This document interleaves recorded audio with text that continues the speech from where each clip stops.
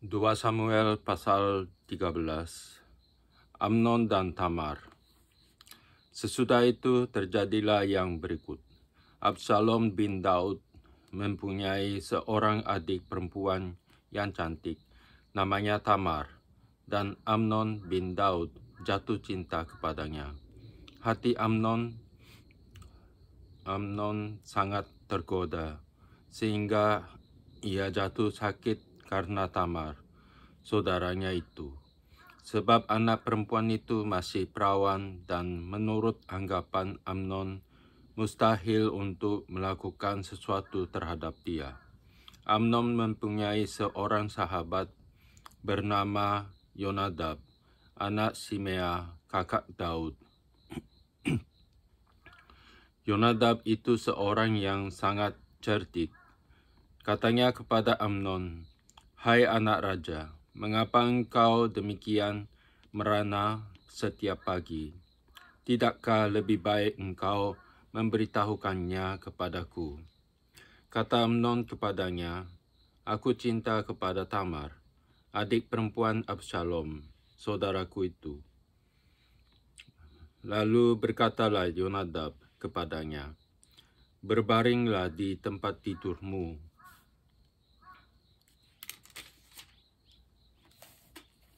dan berbuat pura-pura sakit. Apabila ayahmu datang menengok engkau, maka haruslah engkau berkata kepadanya, 'Izinkanlah adikku Tamar datang memberi aku makan.' Apabila ia menyediakan makanan di depan matamu, sehingga aku dapat melihatnya, maka aku akan memakannya dari tangannya." Sesudah itu berbaringlah Amnon dan berbuat pura-pura sakit. Ketika raja datang menengok dia, berkatalah Amnon kepada raja, "Izinkanlah adikku Tamar datang membuat barang 2 kue di depan mataku, supaya aku memakannya dari tangannya." Lalu Daud menyuruh orang kepada Tamar ke rumahnya dengan pesan, "Pergilah ke rumah Amnon, kakakmu, dan sediakanlah makanan baginya." Maka Tamar pergi ke rumah Amnon, kakaknya, dan sedang berbaring-baring. Lalu anak perempuan itu mengambil adonan, meremasnya dan membuat kue di depan matanya. Kemudian dibakarnya kue itu. Sesudah itu gadis itu mengambil kuali dan mengeluarkan isinya di depan Amnon. Tetapi ia tidak mau makan. Berkatalah Amnon, "Suruhlah setiap orang keluar meninggalkan aku." Lalu keluarga setiap orang meninggalkan dia. Lalu berkatalah Amnon kepada Tamar, "Bawalah makanan itu ke dalam kamar, supaya aku memakannya dari tanganmu." Tamar mengambil kue yang disediakannya itu, lalu membawanya kepada Amnon, kakaknya, ke dalam kamar. Ketika gadis itu menghidangkannya kepadanya supaya ia makan, dipegangnyalah gadis itu dan berkata kepadanya, "Marilah tidur dengan aku, adikku." Tetapi gadis itu berkata kepadanya, "Tidak, kakakku, jangan perkosa aku, sebab orang tidak berlaku seperti itu di Israel. Janganlah berbuat noda seperti itu. Dan aku ke manakah ku bawa kecemaranku? Dan engkau akan dianggap sebagai orang yang bebal di Israel. Oleh sebab itu, berbicaralah dengan raja, sebab ia tidak akan menolak memberikan aku kepadamu." Tetapi Amnon tidak mau mendengarkan perkataannya, dan sebab ia lebih kuat daripadanya, diperkosanyalah dia, lalu tidur dengan dia. Kemudian timbullah kebencian dan sangat besar pada Amnon terhadap gadis itu. Bahkan lebih besar benci yang dirasanya kepada gadis itu daripada cinta yang dirasanya sebelumnya. Lalu Amnon berkata kepadanya, "Bangunlah, nyala." Lalu berkatalah gadis itu kepadanya, "Tidak, kakakku, sebab menyuruh aku pergi adalah lebih jahat daripada apa yang telah kau lakukan kepadaku tadi." Tetapi Amnon tidak mau mendengarkan dia. Dipanggilnya orang muda yang melayani dia. Katanya, "Suruhlah perempuan ini pergi daripadaku dan kuncilah pintu di belakangnya." Gadis itu memakai baju kurung yang maha indah. Sebab demikianlah putri-putri raja yang masih perawan berpakaian baju kurung panjang. Kemudian pelayan itu menyuruh dia keluar, lalu mengunci pintu di belakangnya. Lalu Tamar menaruh abu di atas kepalanya, mengoyakkan baju kurung yang maha indah yang dipakainya, meletakkan tangannya di atas kepalanya, dan pergilah ia sambil meratap dengan nyaring. Bertanyalah Absalom kakaknya kepadanya, "Apakah Amnon kakakmu itu bersetubuh dengan engkau? Maka sekarang, adikku, diamlah saja. Bukankah ia kakakmu? Janganlah begitu memikirkan perkara itu." Lalu Tamar tinggal di rumah Absalom kakaknya itu seorang diri. Ketika segala perkara itu didengar Raja Daud, sangat marahlah ia. Dan Absalom tidak berkata-kata dengan Amnon, baik tentang yang jahat maupun tentang yang baik. Tetapi Absalom membenci Amnon, sebab ia telah memperkosa Tamar, adiknya. Amnon dibunuh, Absalom melarikan diri. Sesudah lewat 2 tahun, Absalom mengadakan pengguntingan bulu domba di Baal-Hazor yang dekat kota Efraim. Lalu Absalom mengundang semua anak raja. Kemudian Absalom menghadap raja, lalu berkata, "Hambamu ini mengadakan pengguntingan bulu domba. Kiranya raja dan pegawai-pegawainya ikut bersama-sama dengan hambamu ini." Tetapi raja berkata kepada Absalom, "Maaf anakku, jangan kami semua pergi, supaya kami jangan menyusahkan engkau." Lalu Absalom mendesak, tetapi raja tidak mau pergi. Ia hanya memberi restu kepadanya. Kemudian berkatalah Absalom, "Kalau tidak, izinkanlah kakakku Amnon pergi bersama kami."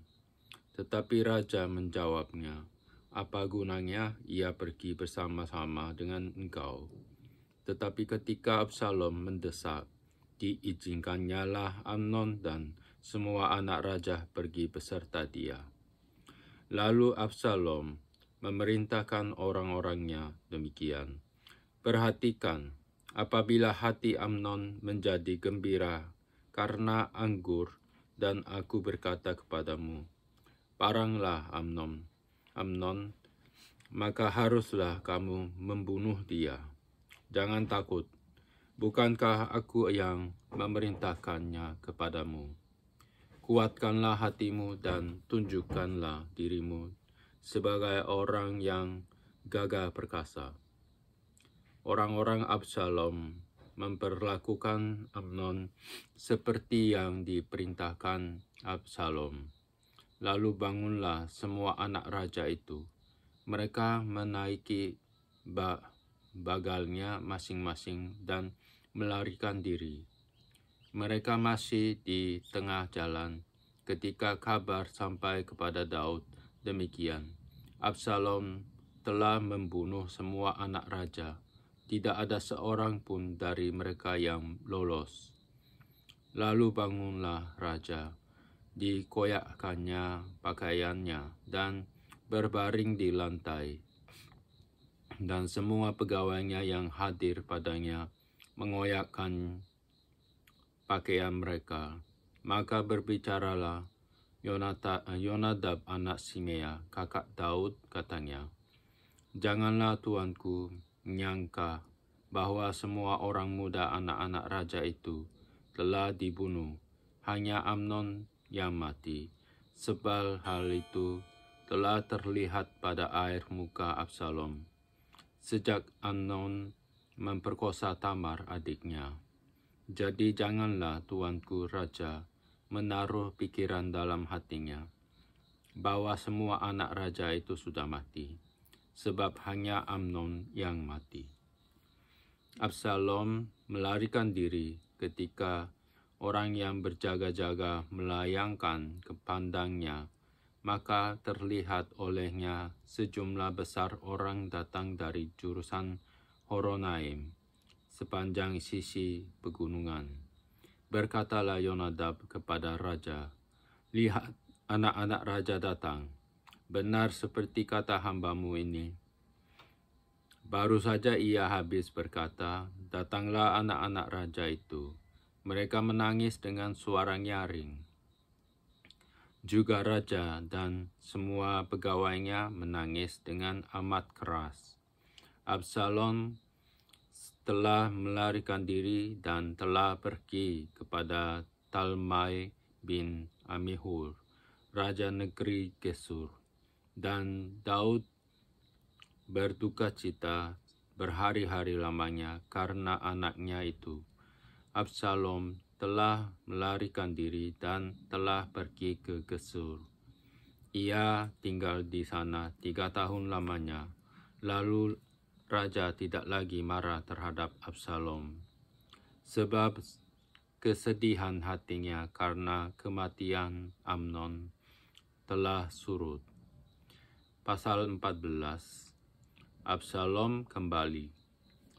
Ketika Yoab, anak Zeruya, mengetahui bahwa hati raja merindukan Absalom, maka ia menyuruh orang ke Tekoa menjemput dari sana seorang perempuan yang bijaksana. Lalu ia berkata kepada perempuan itu, "Berlakulah pura-pura berkabung, dan pakailah pakaian berkabung. Janganlah berurap dengan minyak, dan berlakulah seperti seorang perempuan yang telah lama berkabung karena seorang mati." Kemudian masuklah menghadap raja dan berbicaralah kepadanya seperti ini. Lalu Yoab menaruh perkataannya ke dalam mulut ke perempuan itu. Ketika perempuan Tekoa itu masuk menghadap raja, sujudlah ia dengan mukanya ke tanah dan menyembah, sambil berkata, "Tolonglah ya tuanku raja." Raja bertanya kepadanya, "Ada apa?" Jawabnya, "Aku ini seorang janda, sebab suamiku sudah mati. Hambamu ini mempunyai 2 orang anak laki-laki. Mereka berkelahi di padang, dan karena tidak ada yang memisahkan, maka yang satu memukul yang lain dan membunuh dia. Dan sekarang seluruh kaum keluarga bangkit melawan hambamu ini, dan mereka berkata, 'Serahkanlah orang yang membunuh saudaranya itu, supaya kami menghukum dia mati, ganti nyawa saudaranya yang telah dibunuhnya itu, dan supaya kami memunahkan juga ahli waris itu. Mereka hendak memunahkan keturunanku yang masih tersisa itu, dengan tidak meninggalkan nama atau keturunan bagi suamiku di muka bumi.' Lalu berbicaralah raja kepada perempuan itu, pulanglah ke rumahmu. Mengenai engkau akan kuberi perintah. Perempuan Tekoa itu berkata kepada raja, aku dan keluargaku akan menanggung kesalahan itu. Ya tuanku raja, tetapi raja dan tahtanya tak bersalah. Lalu berkatalah raja, jika ada orang yang mengatakan apa-apa lagi terhadap engkau, bawalah orang itu menghadap aku, maka ia tidak akan mengusik engkau lagi. Kata perempuan itu, kiranya raja ingat kepada Tuhan Allahmu, supaya si penuntut tebusan darah jangan terlalu banyak menimbulkan kemusnahan, dan supaya mereka jangan memunahkan anakku itu. Lalu berkatalah raja, demi Tuhan yang hidup, sehelai rambut pun dari kepala anakmu itu takkan jatuh ke bumi. Kemudian berkatalah perempuan itu, izinkanlah hambamu ini berkata sepatah kata lagi kepada tuanku raja. Jawabnya, katakanlah. Berkatalah perempuan itu, mengapa raja merancang hal yang demikian terhadap umat Allah? Oleh karena tuanku mengucapkan perkataan ini, maka tuanku sendirilah yang bersalah dengan tidak mengizinkan pulang orang yang telah dibuangnya. Sebab kita pasti mati, kita seperti air yang tercurah ke bumi, yang tidak terkumpulkan, tetapi Allah tidak mengambil nyawa orang.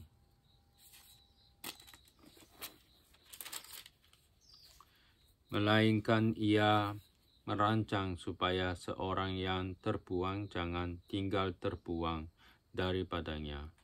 Maka sekarang aku datang mengatakan perkataan ini kepada tuanku raja, karena orang banyak itu telah menakut-nakuti aku.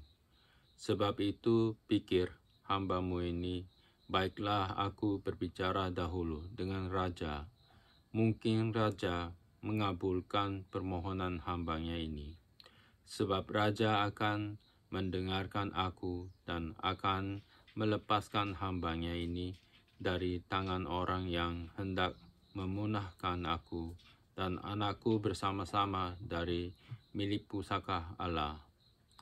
Juga hambamu ini berpikir, perkataan tuanku raja tentulah akan menenangkan hati, sebab seperti malaikat Allah, demikianlah tuanku raja, yang dapat membeda-bedakan apa yang baik dan jahat.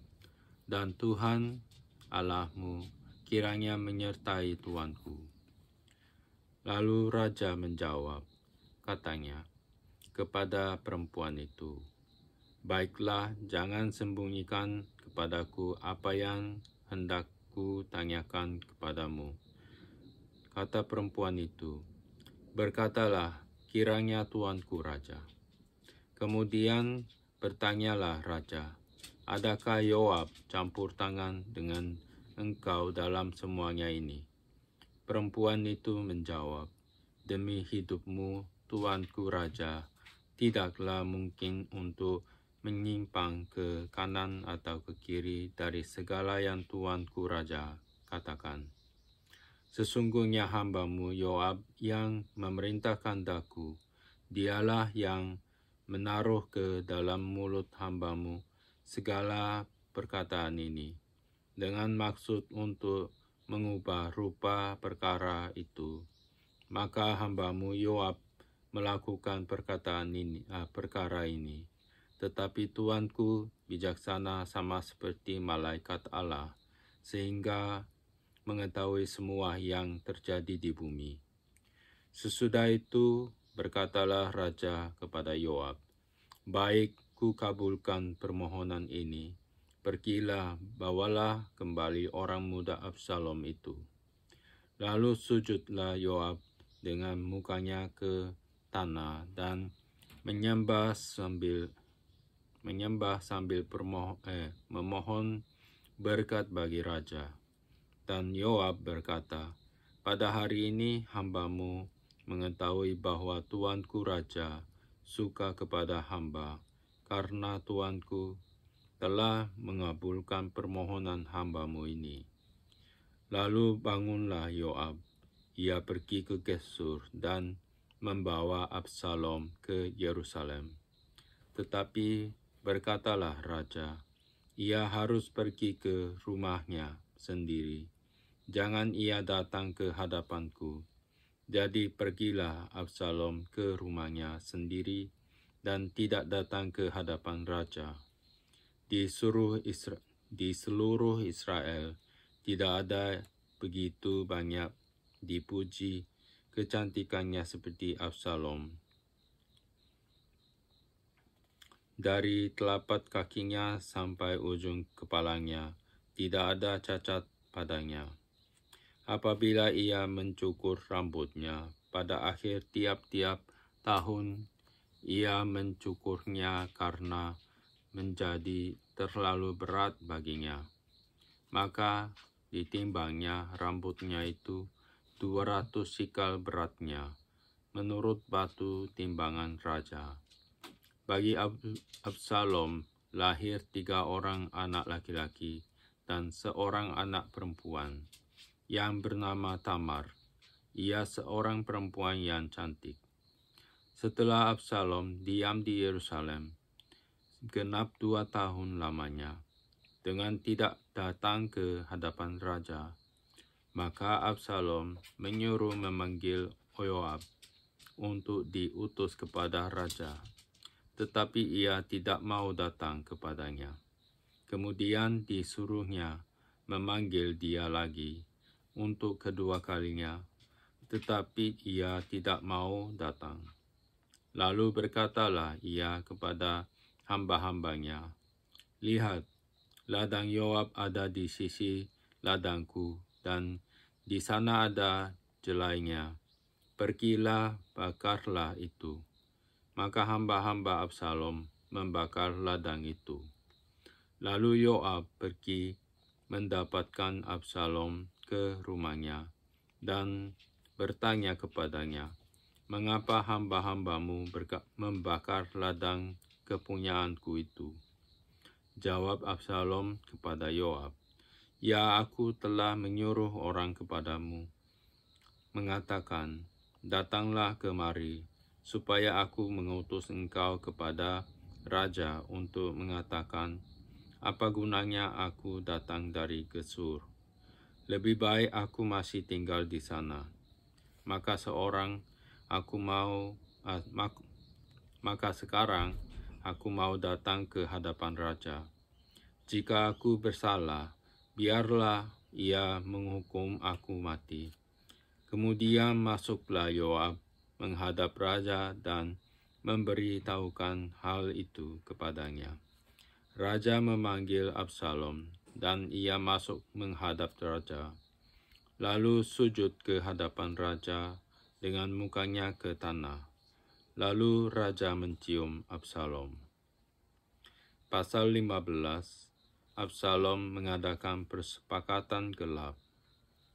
Sesudah itu Absalom menyediakan baginya sebuah kereta serta kuda dan 50 orang yang berlari di depannya.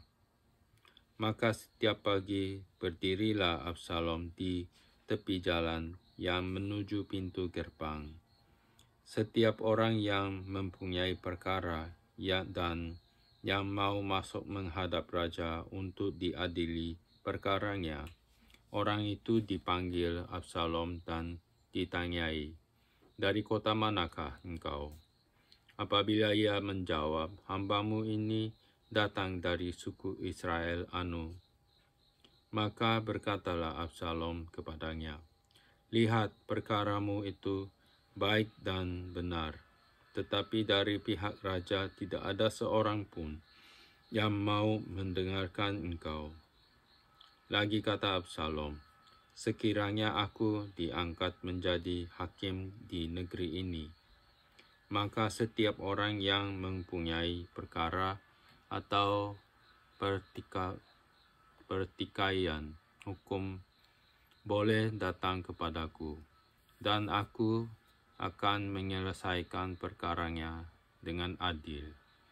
Apabila seseorang datang mendekat untuk sujud menyembah kepadanya, maka diulurkannyalah tangannya, dipegangnya orang itu, dan diciumnya. Cara yang demikianlah diperbuat Absalom kepada semua orang Israel yang mau masuk menghadap untuk diadili perkaranya oleh raja. Dan demikianlah Absalom mencuri hati orang-orang Israel. Sesudah lewat 4 tahun, bertanyalah Absalom kepada raja, "Izinkanlah aku pergi, supaya di Hebron aku bayar nazarku yang telah ku ikrarkan kepada Tuhan. Sebab hambamu ini ketika masih tinggal di Gesur, di Aram, telah bernazar demikian, jika Tuhan sungguh-sungguh memulangkan aku ke Yerusalem, maka aku akan beribadah kepada Tuhan." Lalu berkatalah raja kepadanya, "Pergilah dengan selamat." Maka kemaslah Absalom dan pergi ke Hebron. Dalam pada itu, Absalom telah mengirim utusan-utusan rahasia kepada segenap suku Israel dengan pesan, "Segera, sesudah kamu mendengar bunyi sangkakala, berserulah, Absalom sudah menjadi raja di Hebron." Beserta Absalom turut pergi 200 orang dari Yerusalem. Orang-orang undangan yang turut pergi tanpa curiga dan tanpa mengetahui apapun tentang perkara itu. Ketika Absalom hendak mempersembahkan korban, disuruhnya datang Ahitofel, orang Gilo itu, penasihat Daud dari Gilo, kotanya. Demikianlah persepakatan gelap itu menjadi kuat, dan makin banyaklah rakyat yang memihak Absalom. Daud melarikan diri dari Yerusalem. Lalu datanglah seorang mengabarkan kepada Daud, katanya, "Hati orang Israel telah condong kepada Absalom." Kemudian berbicaralah Daud kepada semua pegawainya yang ada bersama-sama dengan dia di Yerusalem, "Bersiaplah, marilah kita melarikan diri, sebab jangan-jangan kita tidak akan luput daripada Absalom. Pergilah dengan segera, supaya ia jangan dapat lekas menyusul kita dan mendatangkan celaka atas kita dan memukul kota ini dengan mata pedang." Para pegawai raja berkata kepada raja, "Terserah kepada tuanku raja, hamba-hambamu ini siap." Lalu keluarlah raja dan seisi rumahnya mengiringi dia.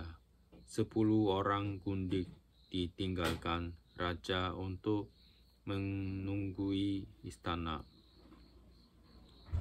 Maka keluarlah raja dan seluruh orang-orangnya mengiringi dia.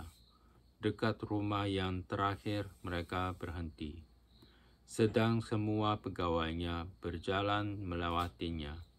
Juga semua orang Kreti dan semua orang Pleti, juga semua orang Gad, 600 orang banyaknya yang mengiringi dia sejak dari Gad, berjalan melewati raja. Lalu bertanyalah raja kepada Itai, orang Gad itu, "Mengapa pula engkau berjalan beserta kami? Pulanglah dan tinggallah bersama-sama raja." sebab engkau orang asing, lagi pula engkau orang buangan dari tempat asalmu. Baru kemarin engkau datang. Masakan pada hari ini aku akan membawa engkau mengembara bersama-sama kami. Padahal aku harus pergi entah kemana. Pulanglah dan bawalah juga saudara-saudaramu pulang. Mudah-mudahan Tuhan menunjukkan kasih dan setia kepadamu. Tetapi Itai menjawab raja, demi Tuhan yang hidup, dan demi hidup tuanku raja, di mana tuanku raja ada, baik hidup atau mati, di situ hambamu juga ada. Lalu berkatalah Daud kepada Itai, jadi demikian, jika demikian, berjalanlah lewat. Kemudian lewatlah Itai, orang Gad itu, bersama-sama dengan semua orangnya dan semua anak yang menyertai dia. Seluruh negeri menangis dengan suara keras ketika seluruh rakyat berjalan lewat. Raja menyeberangi sungai Kidron dan seluruh rakyat berjalan ke arah padang gurun. Dan lihat, juga Zadok ada di sana beserta semua orang Lewi, pengangkat tabut perjanjian Allah. Mereka meletakkan tabut Allah itu, juga Abiatar ikut datang. Sampai seluruh rakyat dari kota selesai menyeberang. Lalu berkatalah raja kepada Zadok, bawalah tabut Allah itu kembali ke kota. Jika aku mendapat kasih karunia di mata Tuhan, maka ia akan mengizinkan aku kembali, sehingga aku akan melihatnya lagi, juga tempat kediamannya.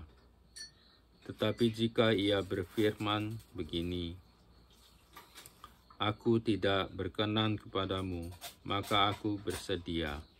Biarlah dilakukannya kepadaku apa yang baik di matanya. Lagi berkatalah raja kepada Zadok, imam itu, jadi engkau dan Abiatar pulanglah ke kota dengan selamat beserta anakmu masing-masing, yakni Ahimaas, anakmu, dan Yonatan, anak Abiatar. Ketahuilah aku akan menanti di dekat tempat-tempat penyeberangan ke padang gurun, sampai ada kabar dari kamu untuk memberitahu aku. Lalu Zadok dan Abiatar membawa tabut Allah itu kembali ke Yerusalem dan tinggallah mereka di sana. Daud mendaki Bukit Zaitun sambil menangis, kepalanya berselubung dan ia berjalan dengan tidak berkasut. Juga seluruh rakyat yang bersama-sama dengan dia, masing-masing berselubung kepalanya, dan mereka mendaki sambil menangis. Ketika kepada Daud dikabarkan demikian, Ahitofel ada di antara orang-orang yang bersepakat dengan Absalom. Maka berkatalah Daud, gagalkanlah kiranya nasihat Ahitofel itu, ya Tuhan. Ketika Daud sampai ke puncak, ke tempat orang sujud menyembah kepada Allah, maka datanglah Husai, orang Arki, mendapatkan dia dengan jubah yang terkoyak dan dengan tanah di atas kepala. Berkatalah Daud kepadanya, jika engkau turut dengan aku, maka engkau menjadi beban kepadaku nanti. Tetapi jika engkau kembali ke kota dan berkata kepada Absalom, aku ini hambamu, ya Raja. Sejak dahulu aku hamba ayahmu, tetapi sekarang aku menjadi hambamu. Dengan demikian, engkau dapat membatalkan nasihat Ahitofel demi aku. Bukankah Zadok dan Abiatar imam-imam itu ada bersama-sama engkau di sana? Jadi segala yang kau dengar dari dalam istana raja, haruslah kau beritahukan kepada Zadok dan Abiatar, imam-imam itu. Ingatlah, di sana bersama-sama dengan mereka ada kedua anak mereka, Ahimaas anak Zadok dan Yonatan anak Abiatar. Dengan perantaraan mereka, haruslah kamu kirimkan kepadaku segala hal yang kamu dengar. Dan tibalah Husai, sahabat Daud, di Yerusalem tepat pada waktu Absalom masuk ke kota itu.